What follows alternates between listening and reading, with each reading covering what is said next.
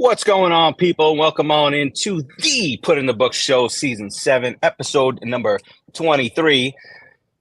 As always, I am Farace. I am here with my friends, Keith. What's going on, sir? How's life treating you? I see what's on your mind. I know what's going through the skull right there. You got 5 games left. You're intense. The look of intensity. Oh, my God. Doesn't want to say anything.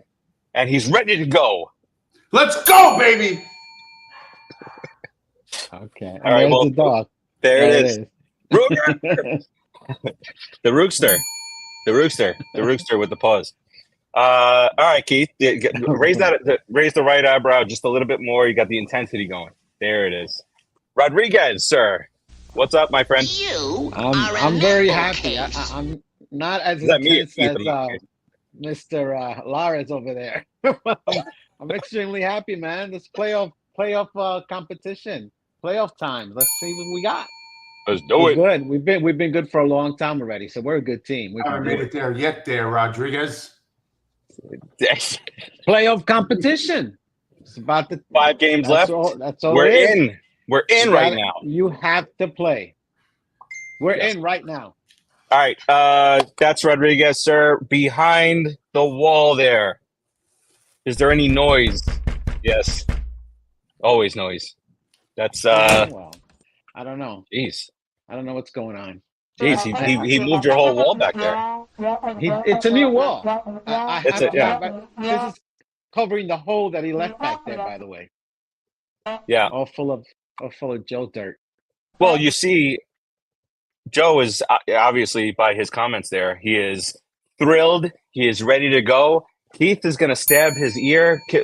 Producer Joe, let's get the show started before blood just ravages from Keith's ear. Do it. Put up the buttons.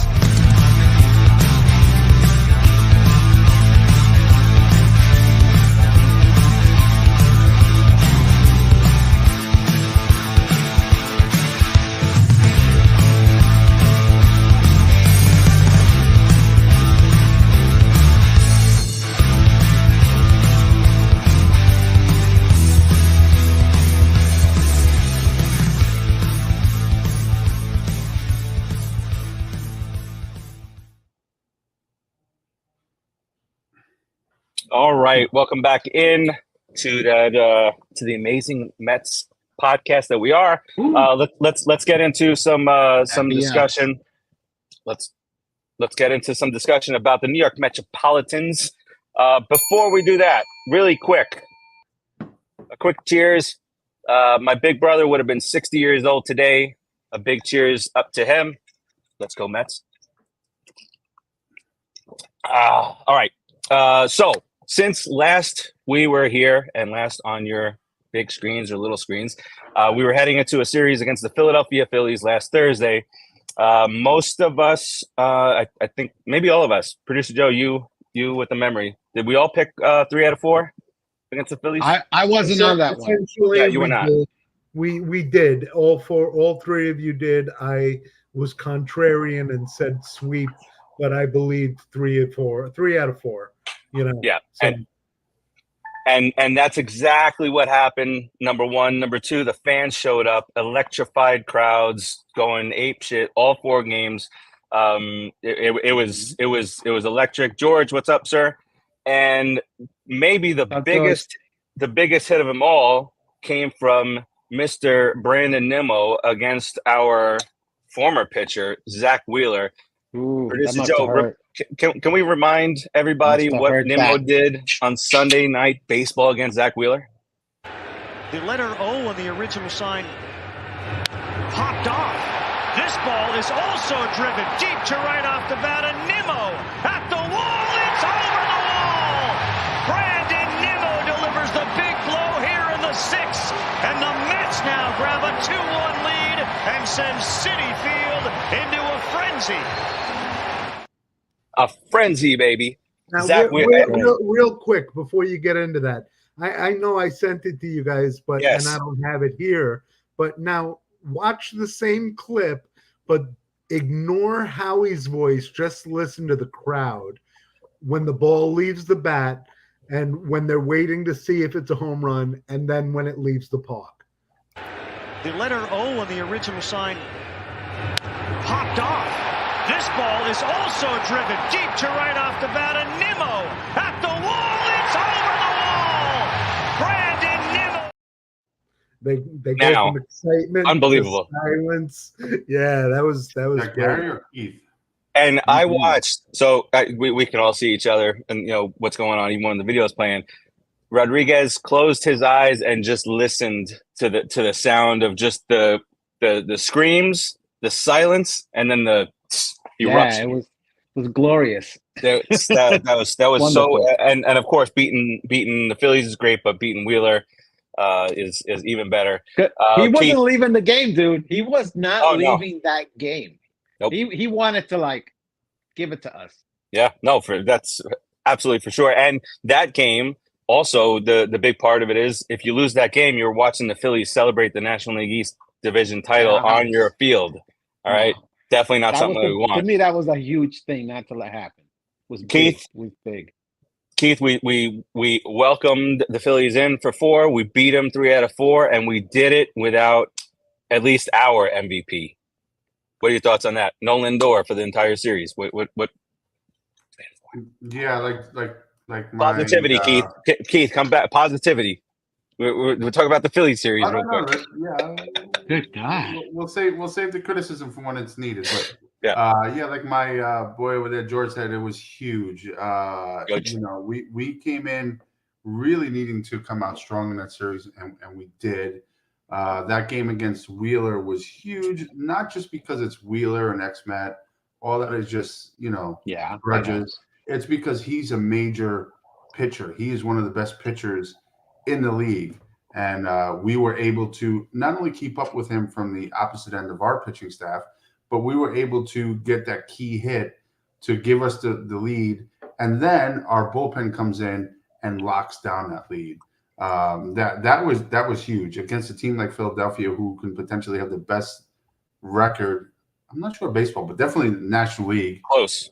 So that's really a big deal. And for us to come out on top 3 out of 4 games and put ourselves in a position to really own our own destiny against a team that is one of the best, or maybe possibly the best record-wise in the National League, is tremendous. I mean, yeah. I love that series. Every inch of it. Amazing. It was every a great inch of it. watch. Rodriguez, much was made earlier in the season of Mr. Diaz having his struggles, and he did.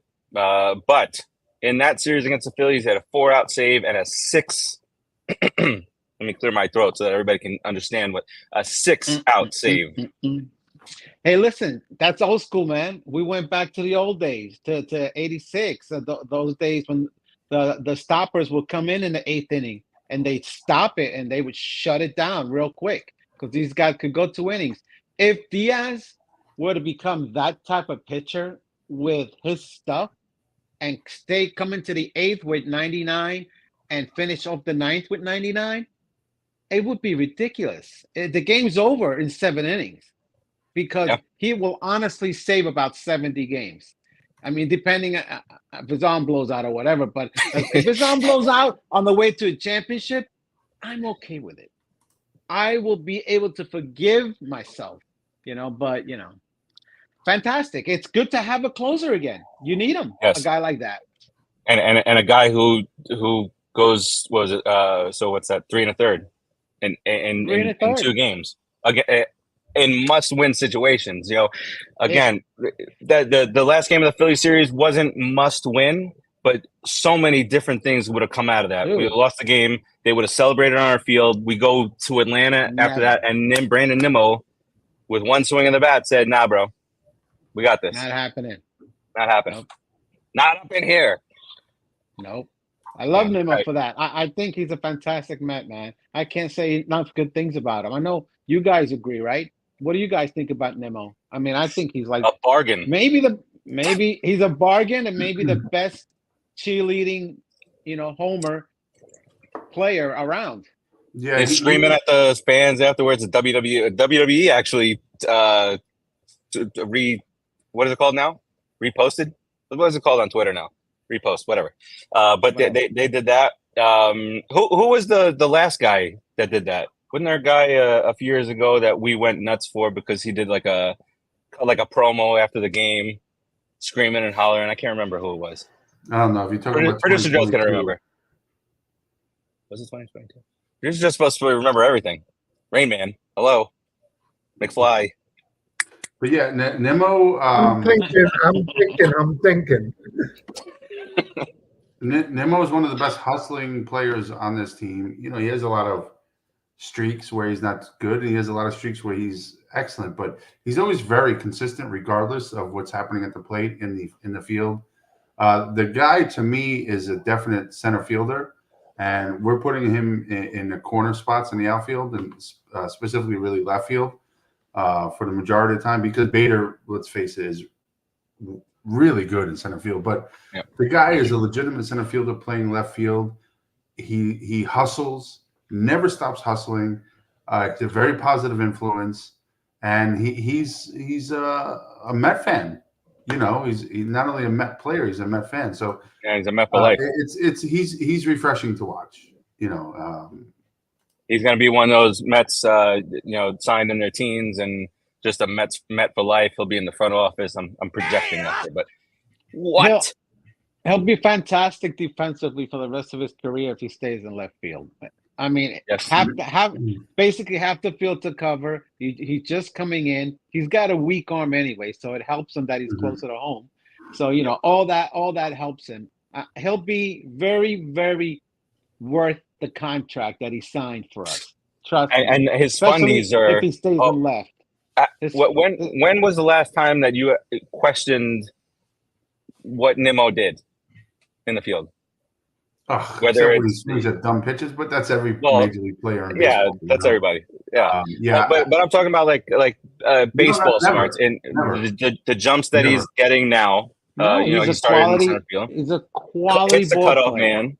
Yeah, he's just that Midwest, Wyoming, Iowa area ball player. He's got a very humble, very gracious attitude about him, and everything he does, he appreciates. Even getting a walk, him sprinting to first base is nothing but his excitement to just get on base, and his graciousness and happiness to get that base. You know, a walk is a big thing in most of the positions that Nimmo bats in, first, second, third.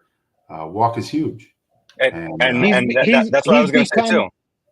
He's become the player the Mets wanted.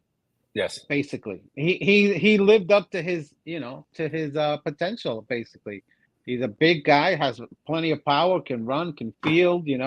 Great team guy. I mean, he's no Jay Bruce, but he's amazing. Well, Leonardo, that's a new name. Welcome on in, sir. Welcome. Remember the guy that a lot of Met fans were wanting us to sign instead of Nimmo for center field. He wound up going to Toronto, and I don't think he's been doing well at all. And Toronto's floundering, and they finished last place or close to last place. They haven't played well yet, that's for sure. But look at that. We had our example of Mets fan George Springer. Yes. Mets fans being Met fans. We had our own homegrown dude, always health. So the question with him was always health. So was Springer. But Nimmo has shown, ever since that last neck situation, he's been very durable. Most of Nimmo's health issues have been due to his passionate play, running after balls, hitting the fences, taking hits at the plate, pitch hits. A lot. Pitch hits. He was particularly fragile. He was fragile, okay? He was a little fragile. A lot of stiff necks, and he would wake up, Yes and no, because when he hurt his neck with that playoff, him bouncing off the wall, that was pretty intense. So what? He's a big dude. Oh, stop it. What? George Springer this year is batting .219, 56 RBI, 73 runs scored, and 538 at bats. So it's not like it's an injury-shortened season. For a lot of those players, I remember certain short. But we almost did. We wanted to hire. Oh, Tulowitzki. I wasn't going to say his name, but then Toronto did. Sorry. And it was like, my bad. Yeah, he was always hurt too. Thank God. He was a great player, but always hurt. So basically, not useful. That's why. That's the whole argument against steroids. You got it, Farace? That's it right there. Argument against it. There it is. All right, that was our Nimble Love Fest for the episode. All right, so then we had our day off on Monday, and then we head to Atlanta on Tuesday. And we showed up to our. What happened? Somebody called our daddy's house, and our daddy took us to task. So, Keith, just hush for one moment because I'm passing it to you anyway.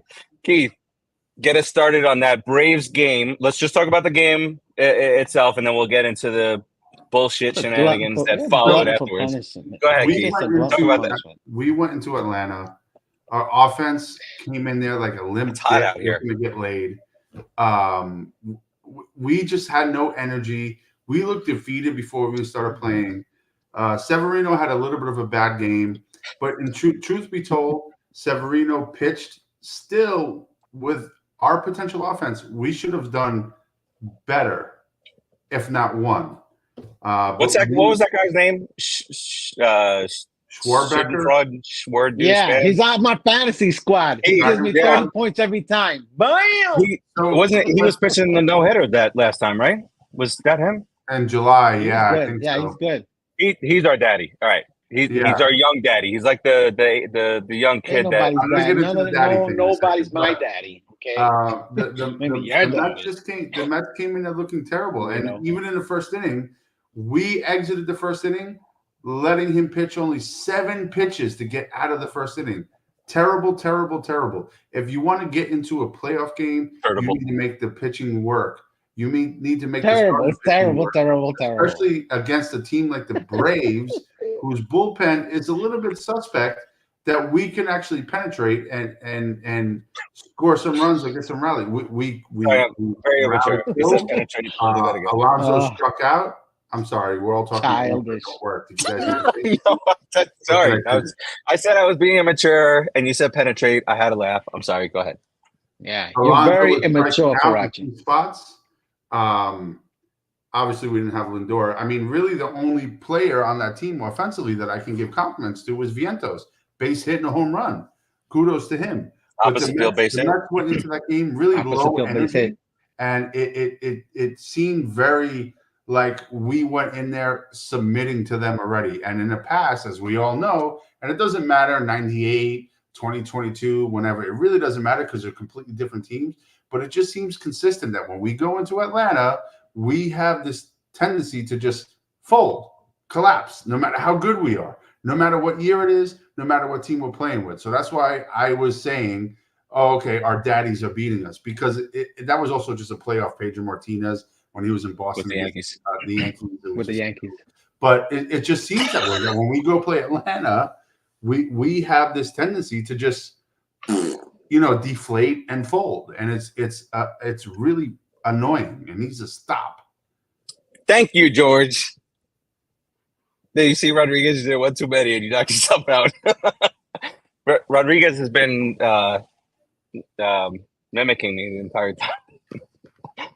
George says, think was just a one-off game. We'll be back. Keith, can you please listen to reason with George?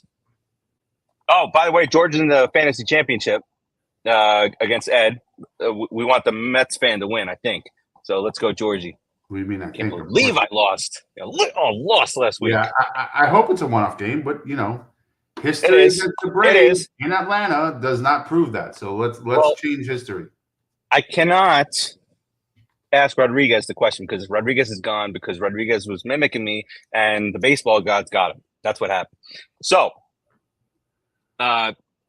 producer Joe, based on the way the Mets played, coming off that 4-game set, you got the off day.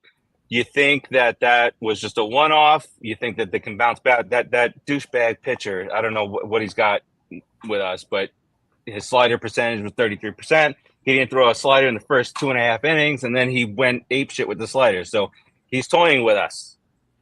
One off or cause to be concerned in Atlanta? One off from both perspectives. The he pitched well and Severino didn't. It's that simple. We've gotten very spoiled by a starter staff ERA that's been like under 3 for weeks, and we're spoiled. It's like, oh my God, he gave up 4 runs. Well, it just so happened to be a game we didn't score any runs. We didn't score any runs the last game against the Phillies either. So I think it's a one-off. This is I can't believe I'm saying this the last week of September, but this is a strong team that's playing well. They gel together well. Atlanta's very hard place to win, Yes. And we've got, our own personal bugaboo there. So dropping one isn't a surprise and isn't, the end of the season. Yeah. No.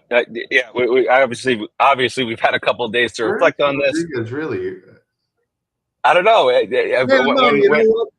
say that all now, but if you would have asked me at 10:30 on Tuesday, you would have heard a lot of different response. Well, if you go back to our group chat, you'll see my responses. A lot of daddy discussion. God. Let's bring Rodriguez back in. It was just there. Terrible. He is. Welcome back, Rodriguez. Rodriguez was. I said Rodriguez was mimicking me, and the baseball god said, "Get out of here." No, my mom called me on the phone and knocked my connection out. There she. Oh wow! Did you see Rodriguez now looks like old school Fox 5 Saturday morning kung fu movies? Say something, Rodriguez. No, I think it caught up. Oh, caught up. Your sync was off. Was that like off? Your mouth was doing this. It would have been cool if I would have done some popping and locking or something. No, don't start doing that. You might hurt yourself. We're getting old. All right, Rodriguez. Here's what you missed. What you missed was.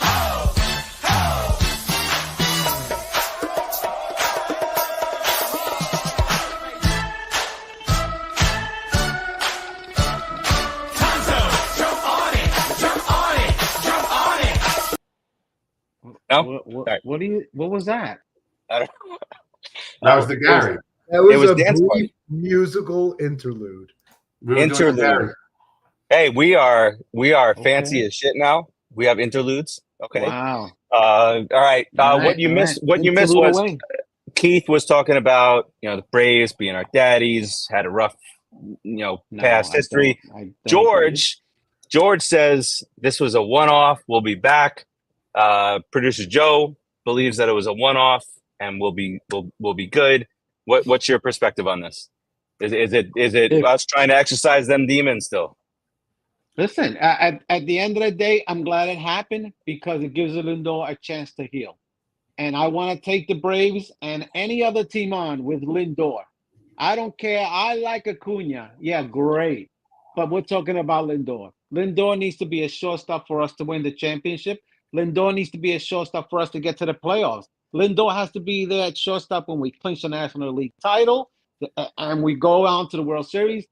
It's all about Lindor, guys, believe it or not. So once he's back, we're ready to go. Yeah! And you have Acuna there ready to rock and roll in center field, play some good defense because the kid can play center field. Don't forget that he may be a future outfielder depending on what comes up from the minors for us. That's a whole other show, but we got some talent coming up, and these guys are about ready to explode and be on the scene and become one of the best teams in the league. It's gonna happen as long as we have this guy Stearns, who I really believe in. Yeah. Anyway, what were we talking about? Peterson better show up. Peterson better show up. If he doesn't show up, I don't know what's gonna happen. He's got two bad games. He had 2 bad games. But not in a row. Not in a row. Yeah, in a row. They were. Oh, not in a row. No, yes, they were. No, he came back. Yeah. Let Producer Joe, you pull out. I feel like the middle. I feel like he bounced back, and then he had another bad game. 2 bad games in a row, and now. Producer Joe, let's take a look. Worried about Lindor, so I can't pull put all on him. We have deep lineup regardless. Yeah, the lineup has deepened tremendously since the beginning of the year. Yeah, so it's so deep that once you pull Lindor back in there, we're ready to rock and roll. Even deeper. The dog says you penetrate further. You get in there really good, and all right, and you fight. So can we zoom just a little bit more on that? Oh my God. All right, so the Blue Jays 4 1/3, 4 runs, but then against the Phillies 7 2/3, 1 run and run. That's that middle game I was talking about, and then against the Phillies 3 2/3, 5 earned runs. I'm sorry, 4 earned runs, 5 total runs. So he had that middle game. What was it? 1 run and 7 2/3. He got hit hard. He got hit hard that day. Yeah, but the middle game against the only game that we won in Philadelphia, he pitched 7 2/3 innings, 1 on run. Yeah, but he should have changed his approach a little bit more in that second game against the Phillies. They're a professional team, one of the best teams in the National League, and I think they probably, because he didn't really change his approach so much, they were sitting on pitches a little bit with him.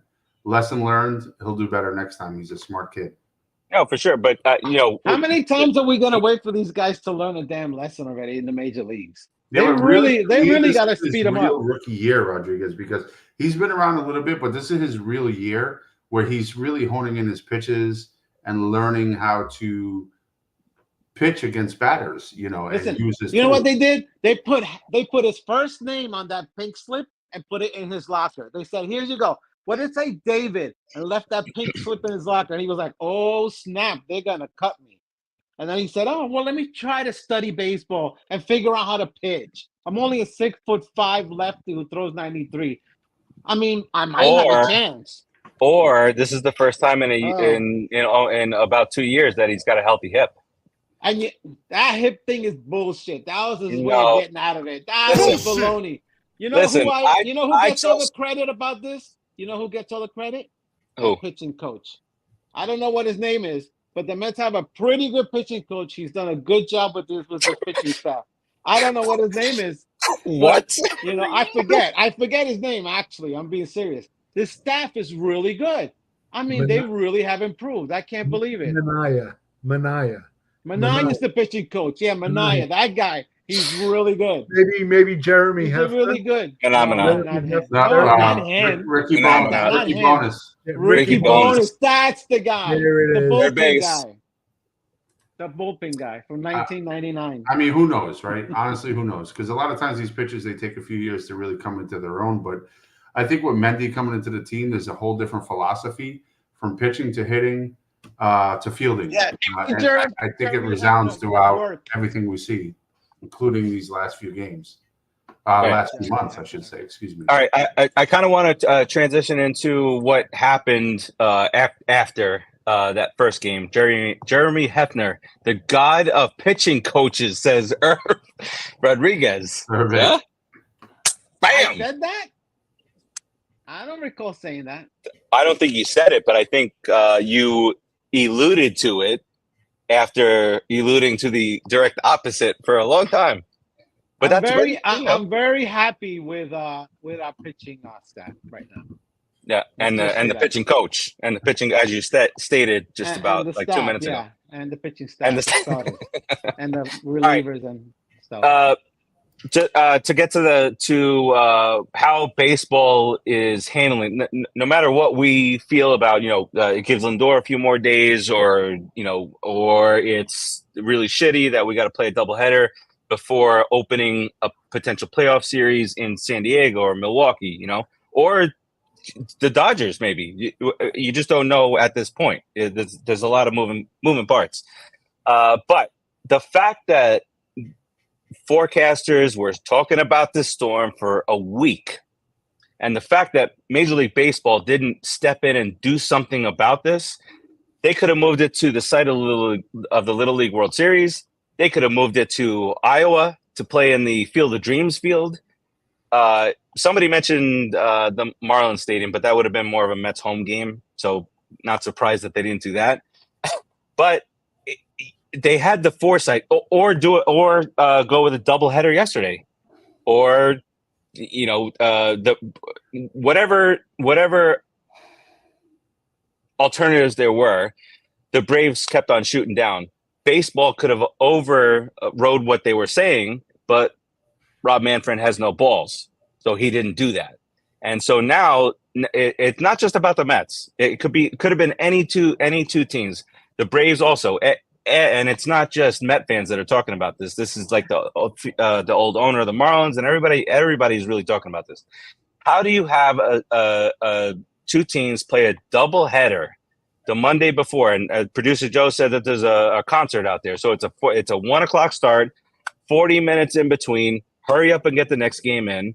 And then based on those games, if they still matter in the seedings, then the Mets will have gone from Atlanta to Milwaukee to Atlanta to San Diego to Detroit to Los Angeles or to Milwaukee. And I think it's shit. If this was the NFL, they would have made this decision long before, 5, 6, 7 days before. They would have seen they've done it before. So, we talk about, a lot has been said about, NFL is head and shoulders above everybody else. Obviously, that is the case when you look at revenue, but also the thought process. Rob Manfred, visionary he is not. And now you got two teams playing a doubleheader, and then God knows where from there.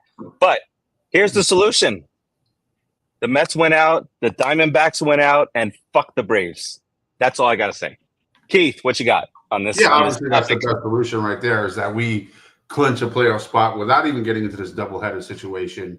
And I think there was something out there, I didn't read too much into it. I saw it a little bit before this podcast where they said the Mets can potentially not play those games, that Major League Baseball will make a determination depending on where we are in the wild card spot and so on and so forth. But total oversight on Major League Baseball, or potentially there's a reason behind it. Don't know any of that. What I do know is that as of Monday, even before Monday, we knew Wednesday and Thursday was going to be a wash in Atlanta. And to schedule a doubleheader, and I'm a Met fan, so obviously I'm a little extra biased, but for any team to schedule a doubleheader the day before the wild card games start, and the doubleheader contains two teams that can both potentially, and if not, at least one of them will be in that wild card game, is a total disaster, and it's a failure on the part of Major League Baseball. They should have went ahead and either scheduled a doubleheader on Monday, so it's a doubleheader, right, on this past Monday, so it's only one game on the Monday before the playoffs start, which would be a little bit easier for players to transition and teams to transition into the playoff spot. But the fact that they are forcing these two teams into a doubleheader, which really exhausts their resources, some of those players are going to have to play 18 innings at least. We're going to have to use two starters. It's a travesty. I think it was a really bad move. And furthermore, not from a Met fan perspective, but a Braves perspective, with the storm passing through, they may get washed out tomorrow night. So they may have to play a doubleheader on the weekend and again on Monday. That's a total disaster. I think it was a total screw up by Manfred and Major League Baseball. And they should have pulled the trigger and done something proactively to prevent this. Rodriguez, turning to you as a manager in this scenario. Now you got 5 games left, and you're still trying to solidify the playoff spot. So there's a potential in that doubleheader that the Mets might have to use their top 2 pitchers, or the Braves have to use their top 2, whoever, Team A and Team B have to use their top 2 pitchers, and then fly out to the next team where that team, rightfully so, because they're going to be a division winner, or the top wild card team will have their top guy going in game 1 of the playoffs, whereas the Mets and Braves might have the 3rd or 4th option going. So a lot of stuff is going on, but definitely want to hear your thoughts on baseball not stepping in and doubleheader coming up on Monday. Well, listen, if I'm being honest, what you guys said it all. I agree with what you guys said. But here's the thing. This was their plan all along. It wasn't like they failed. They didn't fail. They weren't going to do anything from the get-go. Their plan was, if the games get rained out, they play a doubleheader on Monday. Why? Because they don't want either team really to advance in the playoffs. There's an agenda there somewhere. We're always the team that nobody wants in the playoffs, because when we get to the playoffs, we're usually going to get in there deep. We're going to get in there deep. We're going to get in there hard. We're going to finish. We're going to go all the way to the. We're going to penetrate all the way to the end. The word of the day is penetrate, folks. That's the word of the day, penetrate. So that's what's going to happen. So I believe it was the plan all along. So as a manager, I go, I'm expecting this. I'm expecting to get effed by Major League Baseball, because I know how they treat the Mets. I've seen it my whole life. So Metsies, you guys know this. So I'm ready. My staff, I don't know who I would start, but to be honest, the starters are not going to go long, because I have to have somebody in my back pocket for if I win that doubleheader.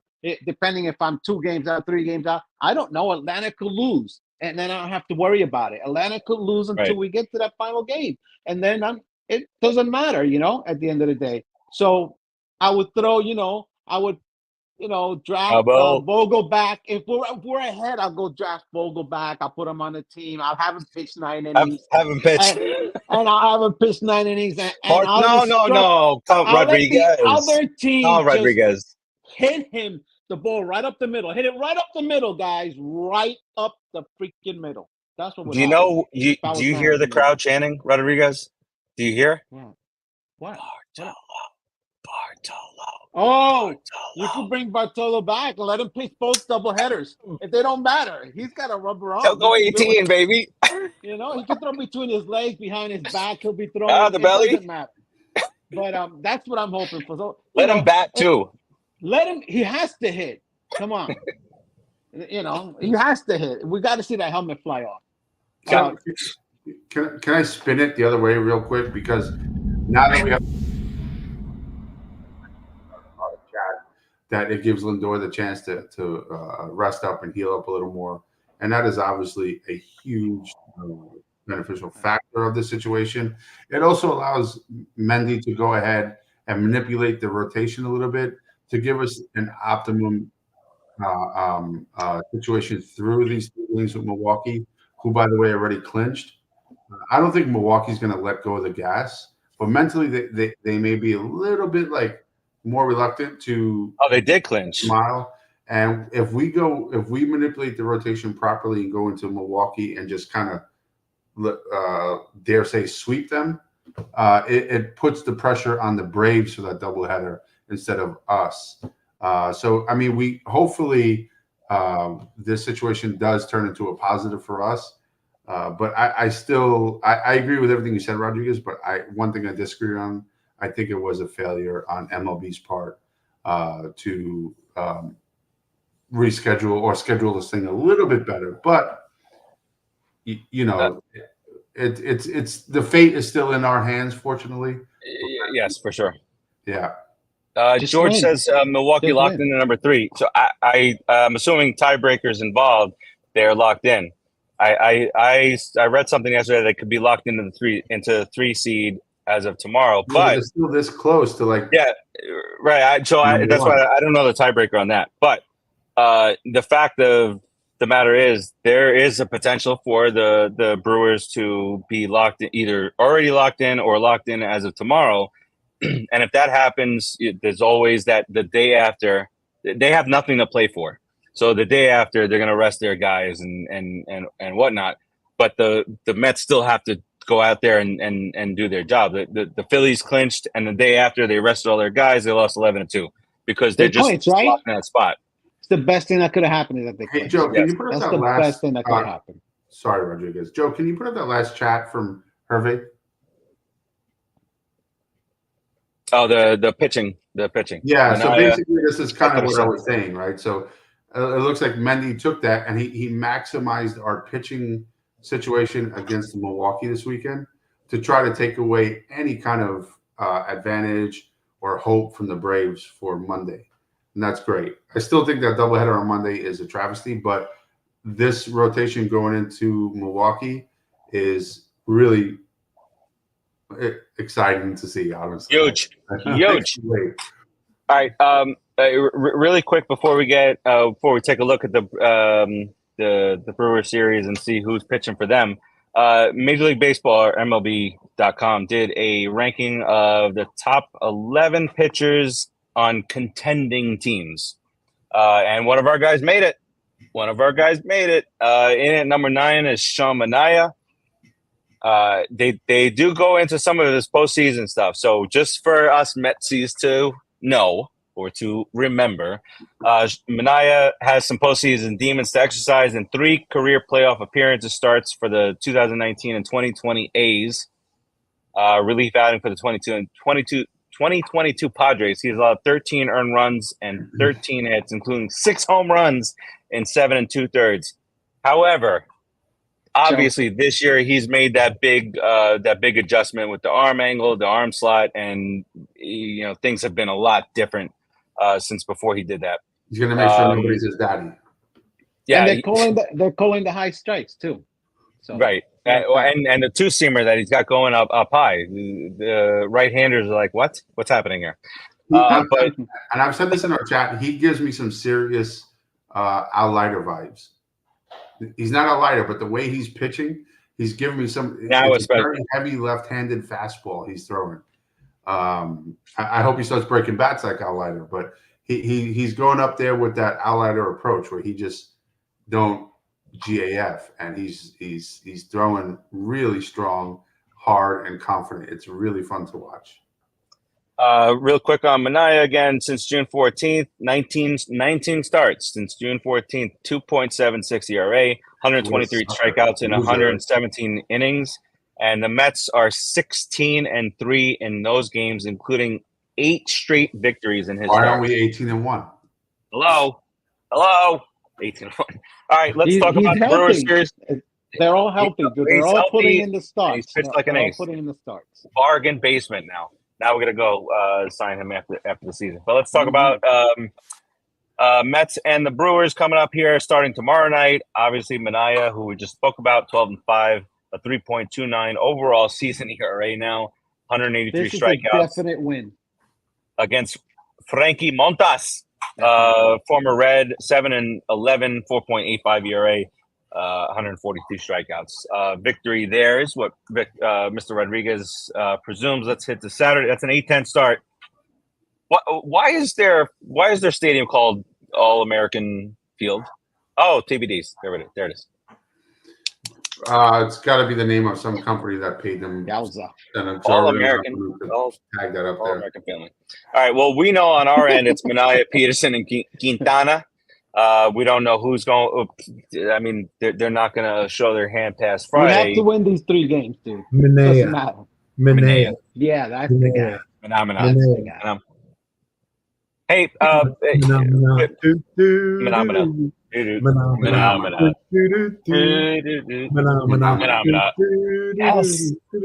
Phenomena. All right, so let's do a quick round robin here of what's going to happen. I know what we know needs to happen, but what do the Mets do in Milwaukee this weekend? Do we not know the matchup for the other 2 games? Or I know. For us it's Manaea, Peterson, and Quintana, but I don't think the Brewers don't have their pitching set because they might get locked into that 3 seed, and then they'll probably just throw some opener sessions and get their pitching aligned for the playoffs to start. But let's do some predictions here. Keith, what you got here? All right, so my brain is saying 2 out of 3. My heart's saying 3 out of 3. I mean, Milwaukee's good. I'm going to say 2 out of 3. 2 out of 3. All right, Rodriguez? We have to get 3 out of 3 to put this in. We have to put it in our back pocket. We have to play 3 out of 3. The Brewers are good, and they're not going to lie down. As much as you guys might think they're going to rest people, they might meet us in the playoffs. They don't want us to whoop on them. They have some respect for themselves. They're in the playoffs. They're not going to let us beat up on them. They may not, run as hard every single, but they're going to try, man. So we have to win 3. I'm gonna say we take 3 because we have to. In my opinion, if I'm a ball player, I have to do everything I can to win these next 3 games. Farace, before we start, can I throw a quick thought in there? No. What Rodriguez would say, like laying down. A lot of people kind of like have these thoughts. And to Rodriguez's point, they're not going to do that. Also, remember, there's no more 40-man roster, so you're not going to just throw your scrubs in there. There is no more scrubs. There is no 40-man roster. So we are going against their best, and they are going against our best, regardless of their position in the playoffs right now. And that's just how it is. And I think that holds true. Where I do think that if they're locked into the 3 spot, the next game they'll throw their bench guys out there, and they probably will yank whoever their pitcher is and put an opener in there and make it a bullpen game. Just to get set up. I'm not saying that that's laying down for us. It's just them getting, once they're locked into a seed, just getting their team set up to be successful in playoffs. Producer Joe, that's what they should do. Right. Producer Joe, what's your thoughts on this weekend series? How many we taking? Everybody says, we need 3 out of 3. We got to win 3 out of 3. I don't think that's realistic. Remember, the Brewers swept us to open the season. There's going to be, I remember, different team. It's a different team that right now. It is a different team, but the players remember it, and they're not just going to lay down and head into the playoffs on a 3-game losing streak. I see us taking 2 out of 3, but I see them putting up a fight all 3 games. I don't see them laying down under any circumstances. For me, I got us winning that first game with Minai on the mound, and for me that means a sweep. Because the Brewers get locked into where they are, and not again, not to say that they're going to lay down for us, but they have to do their business end and get their team ready. And what I think that means is resting their actual starting pitchers for the next 2 games. Again, if this comes to fruition, which seems likely, they're 3 games behind the other 2 teams with 3 games to go. Doesn't seem likely that they'll get into that 2 seed or whatever. So I'm calling for a sweep. And I know that we don't. I know that both teams are setting up. They're probably 1 and 2 for that doubleheader on Monday. But if the Mets sweep this series, that Monday doubleheader becomes moot on the point of the Mets, on the side of the Mets. I mean, the Braves might still be involved. So might be some discussion about what the Mets do. Mets might want to hit that knockout punch on the Braves on Monday. Maybe that in that first game, that right hand right to the jaw, knock them the fuck out. Speaking hypothetically, obviously we know who's going against the Brewers. So we're throwing Stevie back against the Braves again on Monday. And the big drip. I mean, who are we throwing Monday at the Braves? Yeah, that's a good question. We're putting all our chips in. We're just all in right now with the Brewers series in terms of our starting pitching. It seems like, right? Yes. I mean, it's not a. You have Tyler and Butos. Not a bad approach. It's just scary either way. No matter what we do, it's scary right now. It's scary because we're Met fans. If we were fans of a different team with a different history, we would be like, yeah, let's go. We got this shit. Let's be completely honest. Pete Alonso,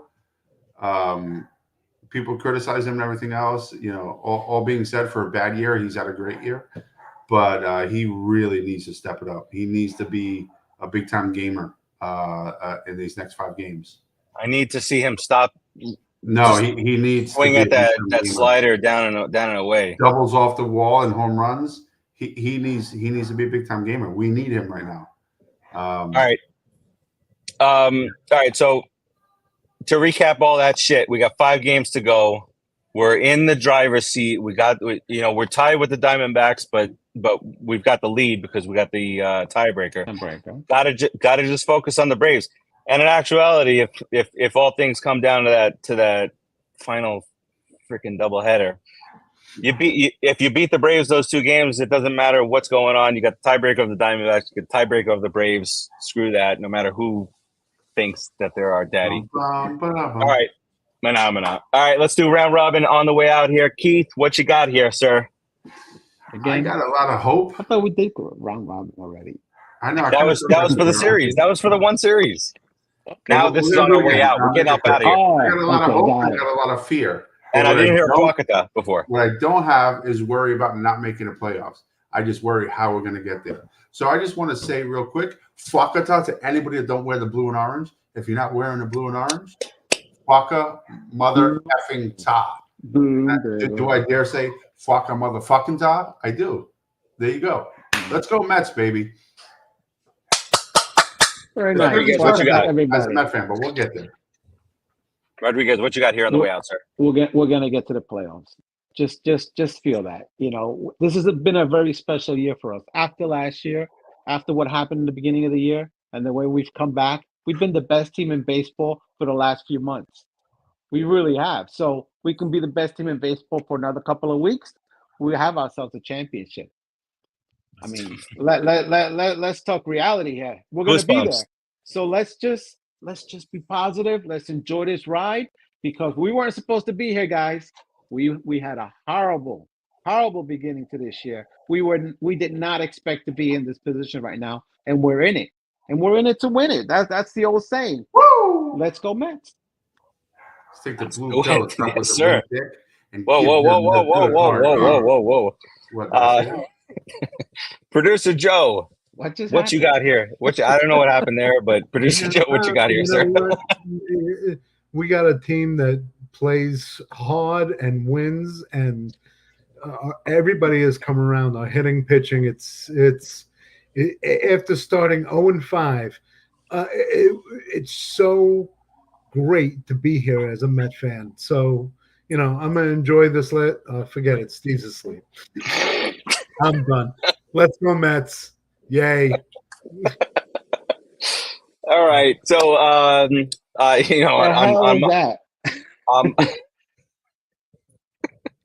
my end, playoffs are bust now. I know there's a lot of people saying, oh, this is a good season anyway. Yes, great season. Even, again, if they don't make the playoffs, phenomenal season. We weren't even supposed to sniff anywhere near where we are right now. However, we're there now. We're 5 games for the rest, till the end of the season. We're in the playoffs right now. So right now it's playoffs or bust for me. And once we get in there, like beaver. What a beaver? You look like a little chipmunk or beaver or something. Because you're so red. We're going. Well, listen, I've been, drinking. It's hot out here. I'm trying to do things for the show, Anyway, 5 games left. We've been through 157 games. We went through that 0-5 start. Remember that roller coaster that first couple of weeks. Then we won 12 out of 13, and then we shit the bed for the next month and a half. But since then, since shatting upon said bed, we've been the best team in baseball.